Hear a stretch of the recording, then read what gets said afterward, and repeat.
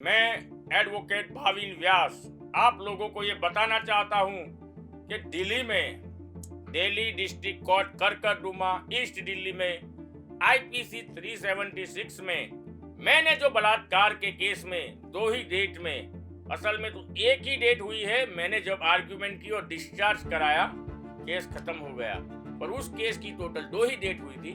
पहली डेट में कोर्ट में 4 महीने से जेल में बंद आरोपी आता है, जज साहब बोलते हैं वकील को हाजिर रखना। दूसरी डेट में मैं बड़ौदा से दिल्ली जाके आर्ग्यू करता हूँ चार्ज के ऊपर और निर्दोष लेके आता हूँ।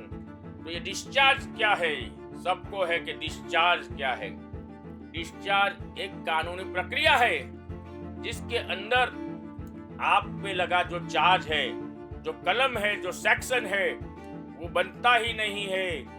वो आपको प्रूव करना पड़ता है। जब ट्रायल स्टार्ट होती है चार्जशीट के बाद, तो चार्ज फ्रेम किया जाता है और चार्ज फ्रेम करने के वक्त जज साहब पूछते हैं कि आपको ये जो चार्ज है वो कबूल है, मंजूर है या ना मंजूर है। तो 100 में से 95 केस में गुजरात में या हमारे देश में अक्यूज साइन कर देता है ये चार्ज मुझे कबूल नहीं है। पर मोस्ट ऑफ द टाइम हम आर्ग्यू नहीं करते कि ये जो सेक्शंस और चार्ज लगे हैं ये गलत है और हम इस पे आर्ग्यू करके इस कलम में से बरी हो सकते हैं।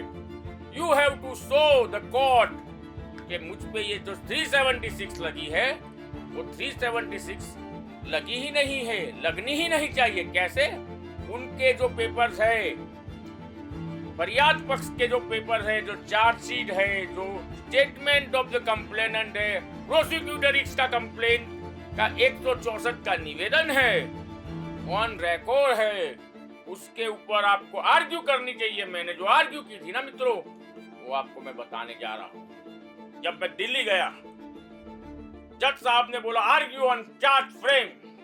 I have said that there is a clear cut case of honey trap. This is not a rape case. This promise to marry is fake. The allegation is fake. How? The date of birth of prosecutor X is so and so, mentioned in FIR first page. But whereas per the Aadhaar card, her date of birth is this. Kyun? That it was my birthday on so and so, and the accused came to the hotel and having sex with me on my birthday. It was the first para of the complaint.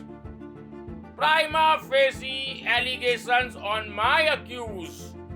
But her date of birth in Aadhaar card and her date of birth in the FIR was contradictory. So it created the doubt. And I pointed out the doubt. Another thing.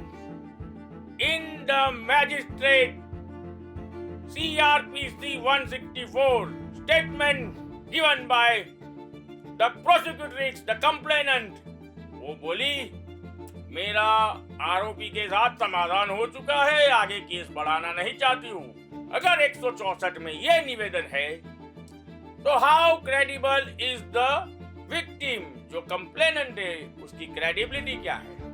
The third point I took, I had रोका on so and so date. रोका का मतलब है सगाई, engagement.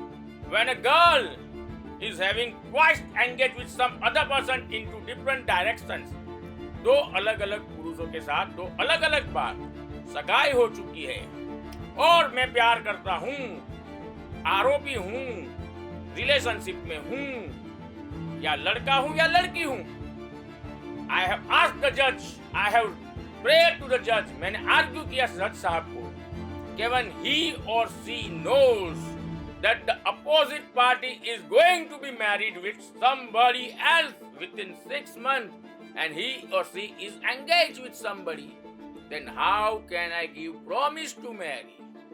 Judge has pointed that and asked the complainant, prosecutrix, तेरे दो बार तो रोके हो चुके हैं, तो प्रॉमिस टू मैरी कितना वैलिड है? डेट ऑफ बर्थ का क्या है? 164 का क्या है? Then I mentioned she had called 2000 times and I have called 7 times. 3 साल की सो कॉल रिलेशनशिप में आपने 2000 कॉल किए और लड़के ने 7 कॉल किए। 45 पेज का जजमेंट है, मेरी प्रोफाइल पे पढ़ लेना। 376 में एक ही तारीख में मैंने डिस्चार्ज कराया दिल्ली में। जहां कोई छेड़ती का केस हो ना, 354 लड़की को ऐसे देखने वाले केस में भी आंखें निकाल के बेल नहीं मिलती, वहां 376 में डिस्चार्ज कराया। तो योग्य वकील, कॉन्फिडेंट एडवोकेट, ताकतवर वकील का संपर्क करोगे तो न्याय मिलेगा।